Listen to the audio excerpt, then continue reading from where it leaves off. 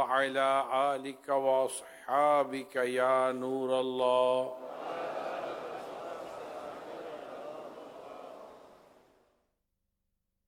اللہ پاک کے سب سے آخری نبی محمد عربی صلی اللہ تعالی علیہ وآلہ وسلم نے صلح حدیبیہ اور مکہ مکرمہ کا فتح، ان دونوں کے درمیان جو کچھ افعال کیے اس کا کچھ ذکر میں آج کرنے کی کوشش کرتا ہوں کہ صلح حدیبیہ تو 6 ہجری میں ہوا، جب نبی پاک صلی اللہ علیہ وسلم مکہ مکرمہ سے مدینہ منورہ ہجرت کر گئے.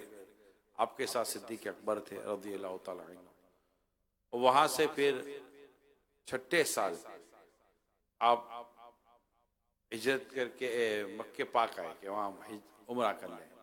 صحابہ کرام نے بھی احرام بھی باندھے ہوئے تھے، اونٹ کی قربانیاں کے لیے جو اونٹ نہر کرنے تھے وہ بھی ساتھ تھے، لیکن کفار نے عمرہ نہیں کرنے دیا. اور اس کے بری اس میں ڈیٹیل ہے، یہ معاہدہ، وہ میٹنگ، اس میں غنی کا جانا، پھر ان کے بارے میں غلط فہمی کا پیدا ہونا، پھر عہد و پیما ہونا، پھر بیت رضوان کا ہونا. یہ سب پورا صلح حدیبیہ پورا ایک قصہ ہے.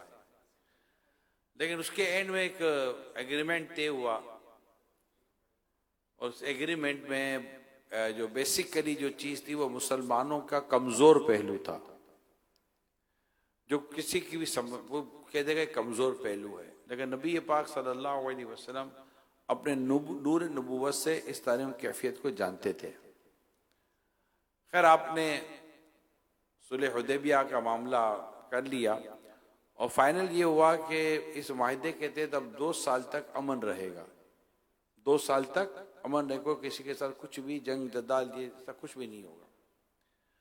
نبی پاک صلی اللہ تعالی علیہ وآلہ وسلم نے جب یہ معائنہ کیا کہ اب 2 سال تک تو امن ہے، کوئی کسی کو کچھ کہے گا نہیں، کوئی کسی کو کچھ بولے گا نہیں، تو نبی پاک صلی اللہ تعالی علیہ وسلم نے دور دراز لوگوں تک، بڑوں تک اپنے تبلیغی خطوط بھیجنے شروع کر دیے. یہ بڑی زبردست اسٹریٹجی تھی، بہت زبردست اسٹریٹجی تھی. کہ اب تو خیر یہی ہم اسلام کی بات کر رہے تھے، لیکن نبی پاک تو سارے دنیا کے لیے نبی بن کر آئے تھے. تو آپ نے انہیں اپنے صحابہ کرام کے ساتھ خطوط بھیجے، بڑے بڑی جگہوں پہ بھیجے. ہرکل کو بھیجا، کیسر و کسرا کو بھیجا، خسرو کو بھیجا، اور بھی کئیوں کو آپ نے اپنے مکتوب بھیجے. حضرت دعی کلبی رضی اللہ تعالی عنہ، یہ سرکار صلی اللہ تعالی علیہ وآلہ وسلم کا مقدس خط لے کر بصرہ تشریف لے گئے.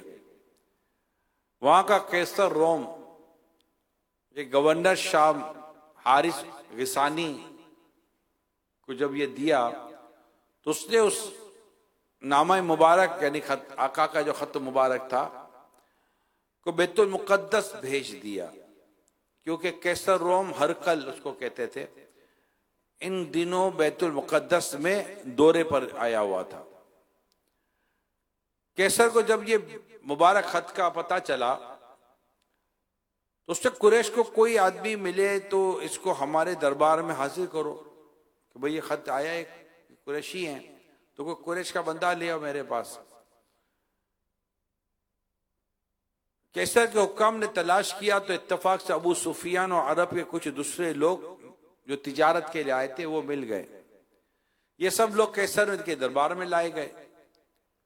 قیصر نے بڑے تمطراق کے ساتھ دربار منعقد کیا اور تاج پوشی پہن کر، تاج سر پر رکھ کر تخت پر بیٹھا، اور تخت کے گرد اراکین سلطنت اور دیگر جو بڑے بڑے لوگ تھے وہ بھی صفے باندھ کر بیٹھ گئے. اب اس حالت میں عرب کے تاجروں کا گروہ دربار میں حاضر ہوا. شاہی محل کے تمام دروازے بند کر دیے گئے. پھر قیصر نے درمیان میں ایک آواز لگائی کہ سب سے پہلے کیسر نے یہ سوال کیا کہ میں جس شخص سے نبوت کا دعویٰ کیا ہے، کیا تم میں سے ان کا کوئی سب سے قریبی رشتہ دار ہے؟ ابو سفیان نے کہا میں، اس سے کہا آپ آگے آ جاؤ، اور بقیہ کو پیچھے کر دیا اور ان کو کہا کہ آپ اس کی بات سننا، جہاں یہ غلط بولے اس کو بول دینا کہ تو غلط بول رہا ہے۔ اب گفتگو شروع ہوتی ہے، کیسر سوال کرتا ہے، مدعی یہ دعویٰ کرنے والے ہیں نبوت کا، ان کا خاندان کیسا ہے؟ ابو سفیان کا کہنا تھا کہ ان کا خاندان شریف ہے۔ کیسر نے کہا کیا اس خاندان میں ان سے پہلے بھی کبھی کسی نے نبوت کا دعویٰ کیا ہے؟ وہ بولا نہیں۔ پوچھا کیا ان کے باپ داداؤں میں کبھی کوئی بادشاہ ہے؟ ابو سفیان نے کہا نہیں۔ کیسر نے کہا جن لوگوں نے ان کا دین قبول کیا ہے وہ کمزور لوگ ہیں یا صاحب اثر ہیں؟ تو کہا کمزور لوگ ہیں۔ ان کے متبعین بڑھ رہے ہیں یا گھٹ رہے ہیں، یعنی ان کے ماننے والے بڑھ رہے ہیں یا گھٹ رہے ہیں؟ کہا بڑھتے جا رہے ہیں۔ کیسر نے کہا کہ ان کے دین میں داخل ہو کر بھی اس کو ناپسند کر کے پلٹ بھی جاتا ہے کوئی؟ کہا نہیں، ایسا تو نہیں ہوتا۔ کیا نبوت کا دعویٰ کرنے سے پہلے تم نے انہیں کبھی جھوٹ بولتے دیکھا ہے؟ بولا نہیں، ہم نے جھوٹ بولتے بھی نہیں دیکھا۔ پھر کیسر نے کہا کیا وہ کبھی عہد شکنی اور وعدہ خلافی بھی کرتے ہیں؟ تو ابو سفیان نے کہا ابھی تک تو نہیں کی، لیکن اب ہمارے ان کے درمیان صلح حدیبیہ ہوا ہے، اس کا میرے علم میں نہیں ہے، لیکن اب تک انہوں نے ایسی کوئی چیز نہیں کی۔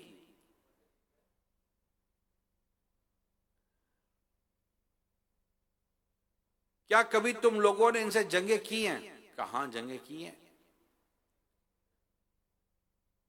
وہ تمہیں کن باتوں کو حکم دیتے ہیں؟ ابو سفیان کہتا ہے کہ وہ ہمیں کہتے ہیں کہ صرف ایک خدا کی عبادت کرو، کسی کو خدا کا شریک نہ ٹھہراؤ، بتوں کو چھوڑو، نماز پڑھو، سچ بولو، پاک دامنی اختیار کرو، رشتہ داروں کے ساتھ نیک سلوک کرو۔ اس سوال کا جواب سن کر کیسر نے کہا کہ تم نے ان کو خاندانی شرف پایا۔ نمبر 1، تمام پیغمبروں کا یہی حال ہے کہ وہ ہمیشہ اچھے خاندان سے ہی پیدا ہوئے ہیں۔ تم سے میں نے کہا کہ خاندان میں کبھی کسی اور نے نبوت کا دعویٰ کیا، اگر ایسا ہوتا تو میں کہہ دیتا کہ یہ شخص اوروں کی نقل کر رہا ہے۔ تم نے اقرار کیا کہ ان کے خاندان میں کبھی کوئی بادشاہ نہیں ہوا ہے، اگر یہ بات ہوتی تو میں سمجھ لیتا کہ یہ شخص کبھی آبا و اجداد کی بادشاہی کا طلبگار ہے۔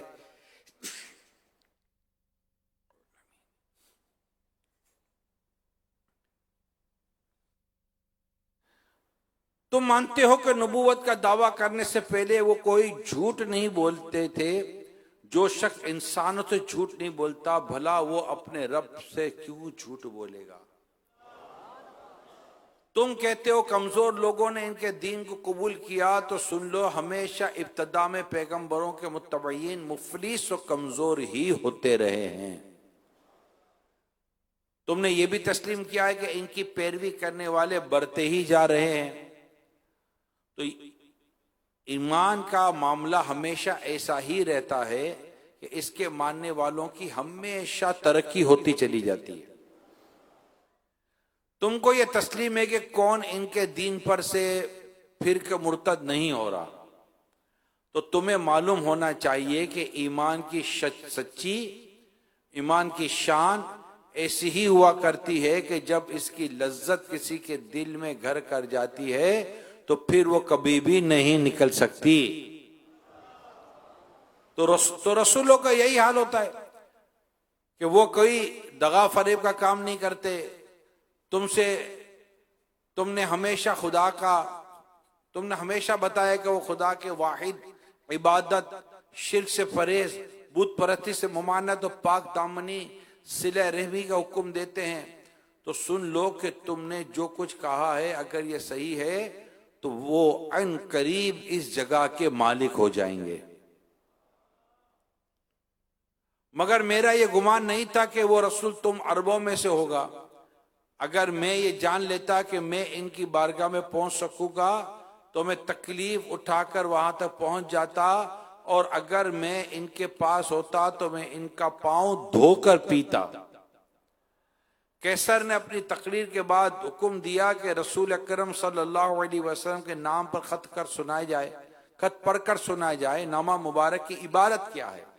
یعنی اب تو سرکار کا بھی خط تو پڑھا ہی نہیں تھا، اب تو صرف ایک بیک گراؤنڈ، ایک انٹروڈکشن دیا جا رہا تھا۔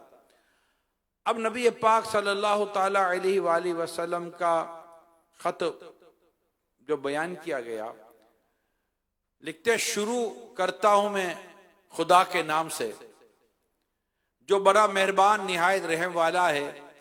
اللہ کے بندے اور رسول محمد صلی اللہ علیہ وسلم کی طرف سے یہ خط ہرقل کے نام ہے جو روم کا بادشاہ ہے۔ اس شخص پر سلامتی ہو جو ہدایت کی پیروی کرے۔ اس کے بعد میں تجھ کو اسلام کی دعوت دیتا ہوں، تو مسلمان ہو جا تو سلامت رہے گا، خدا تجھ کو دگنا ثواب دے گا، اور اگر تو نے روگردانی کی تو تیری تمام رعایا کا گناہ تجھ پر ہوگا۔ اے اہل کتاب، ایسی بات کی طرف متوجہ ہو جاؤ جو ہمارے اور تمہارے درمیان ایک ہے، اور وہ یہ ہے کہ ہم خدا کے سوا کسی کی عبادت نہ کریں، اور ہم میں سے بعض لوگوں کو خدا نہ مانیں، اور اگر تم نہیں مانتے تو گواہ ہو جاؤ کہ ہم مسلمان ہیں۔ یہ آقا کا خط تھا۔ قیصر نے ابو سفیان سے جو گفتگو کی، اس سے اس کے درباری پہلے ہی انتہائی برہم تھے کہ ہو کیا رہا ہے۔ اب یہ خط سنا، پھر جب قیصر نے ان لوگوں سے یہ کہا کہ اے جماعت روم، اگر تم اپنی فلاح اور اپنی بادشاہی کی بقا چاہتے ہو تو اس نبی کی بیعت کر لو۔ تو درباریوں میں اس قدر ناراضگی اور بیزاری پھیل گئی کہ وہ لوگ جنگلی گدھوں کی طرح بدک کر درباروں کے دروازے کی طرف سے بھرنے لگے، چونکہ تمام دروازے تو بند تھے، اس لیے وہ لوگ باہر نہیں نکل سکے۔ جب قیصر نے اپنے درباریوں کی نفرت کا یہ منظر دیکھا تو وہ ان لوگوں کے ایمان لانے سے مایوس ہو گیا، اور اس نے کہا کہ ان درباریوں کو بلاؤ۔ جب سب آگے آئے تو قیصر نے کہا ابھی میں نے تمہارے سامنے جو کچھ کہا اس سے میرا مقصد تمہارے دین کی پختگی کا امتحان لینا تھا کہ تم اپنے دین میں کتنے مضبوط ہو۔ یہ سن کر تمام درباری قیصر کے سامنے سجدے میں گر گئے، اور ابو سفیان وغیرہ دربار سے نکال دیے گئے اور دربار برخاست ہو گیا۔ چلتے وقت ابو سفیان نے اپنے ساتھیوں سے کہا کہ اب یقیناً ابو قبشہ کے بیٹے یعنی محمد صلی اللہ علیہ وسلم کا معاملہ بہت بڑھ گیا ہے، دیکھ لو رومیوں کا بادشاہ ان سے ڈر رہا ہے۔ ایسے کئی مکتوب میرے آقا نے بھیجے، میں نے تو ایک مکتوب کا واقعہ آپ کو سنایا۔ قیصر کا بادشاہ ایمان لے آتا، لیکن اس کی دولت، اس کی بادشاہت، اس کی یہ جو وجاہت جو کچھ اس کے ساتھ تھا، اس نے اس کو ہلنے نہیں دیا اور وہ نہ کر سکا۔ ایسے آقا صلی اللہ علیہ وسلم نے خسرو پرویز کی طرف مکتوب بھیجا، لیٹر بھیجا، نجاشی کی طرف شاہ مصر کا برتاؤ اس پہ کیا تھا وہ الگ ہوا، بادشاہ یمامہ، حارث غسانی کا گمن، یہ بھی مطلب انہی مضمون میں سے ایک مضمون ہے۔ تاہم نبی پاک صلی اللہ تعالی علیہ وسلم نے صلح حدیبیہ جو 6 ہجری میں ہوئی، ہجرت کے 6 سال کے بعد 1400 کا مویش صحابہ لے کر آپ تشریف لے گئے. وہاں ٹھیک ہے عمرہ نہیں کرنے دیا، طواف بھی نہیں کرنے دیا، جانے بھی نہیں دیا، وہاں احرام بھی کھول دیے گئے. بڑا صدمہ تھا صحابہ کرام علیہم رضوان کو کہ ہم اتنی ارمانوں سے آئے تھے کعبے کی زیارت کریں گے، مگر آج ہمارے ساتھ یہ سلوک ہو رہا، میں آپ کے ساتھ کعبے میں داخل نہیں ہونے دیا جا رہا. نبی پاک صلی اللہ علیہ وسلم انہیں فتح مبین کی خوشخبری سناتے تھے کہ اب تسلی رکھیں، اللہ پاک ہمیں جیت ضرور عطا فرمائے گا. اور یوں وہاں سے ایک ایسا معاہدہ ہوا جس معاہدے میں کوئی بہت زیادہ مسلمانوں کا پہلو مضبوط نہیں تھا، بڑا کمزور معاہدہ کر کے آپ وہاں سے چلے. اور یہ وہاں سے چلے تو یہ معاہدہ 2 سال کے لیے تھا. 6 ہجری میں یہ معاہدہ ہوا.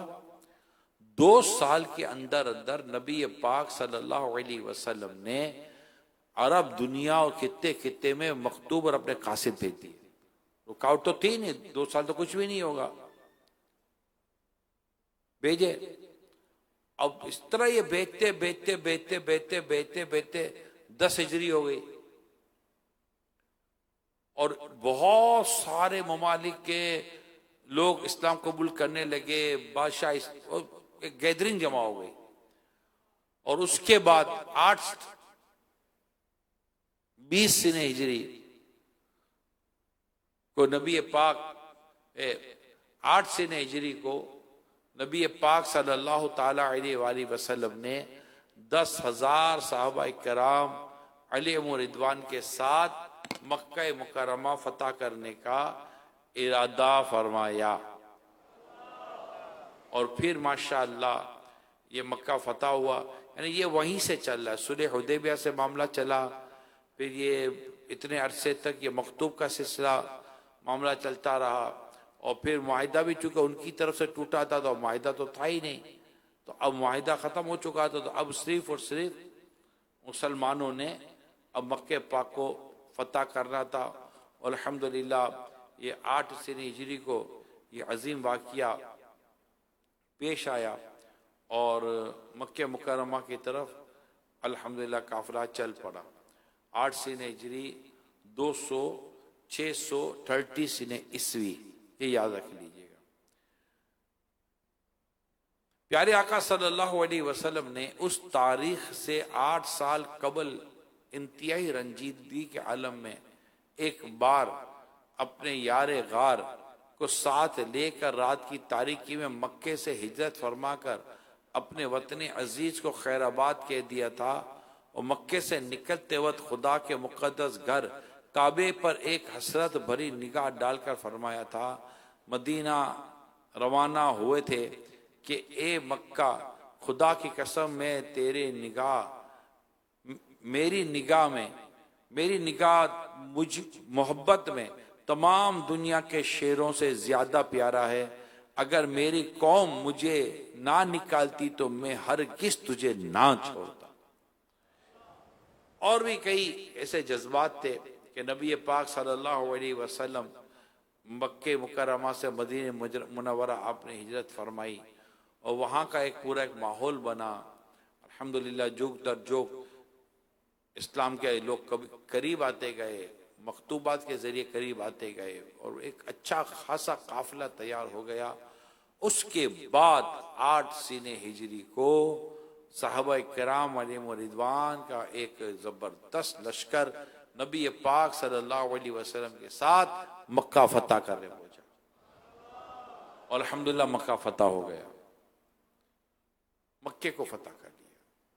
وہاں پر آپ کی عاجزی، انکساری، معافی، درگزر کے جو پیغامات الحمدللہ ہمیں ملتے ہیں. ہے کوئی دنیا کا ایسا جنرل کہ جسے اس طرح موقع ملے اور وہ تقریر کرے اور وہ کیا نہیں بولے، وہ ہم یوں. نبی پاک صلی اللہ علیہ وسلم نے تو عام معافی کا اعلان کر دیا تھا، عام معافی کا اعلان کیا تھا. تو یہ جو واقعہ ہے فتح مکہ والا، یہ ہجرت والا، اور اس کو پڑھیے گا. میں نے تو سمجھے کہ کئی پیج ہٹا کر پڑھائے ہیں کہ چلو تھوڑا یہ دیکھ لیں، تھوڑا یہ دیکھ لیں، تھوڑا یہ دیکھ لیں.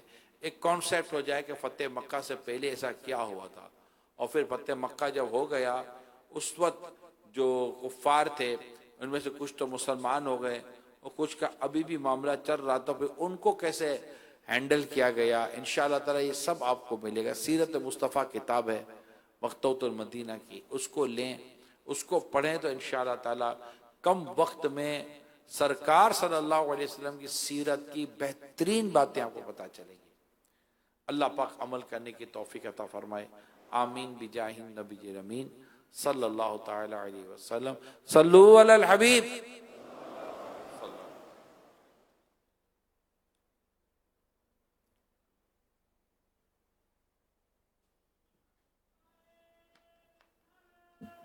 آج 21، آج آخری عشرے والے آ جائیں گے بھیا، یاد ہے نا کیا کرنا ہے؟ ملنا ہے۔ آج ملن ساری کا دیا، آج یوم ملن ساری ہے۔ میں مبلغ بنوں سنتوں کا، خوب چرچا کروں سنتوں کا، ہو کرم بہر خاک مدینہ۔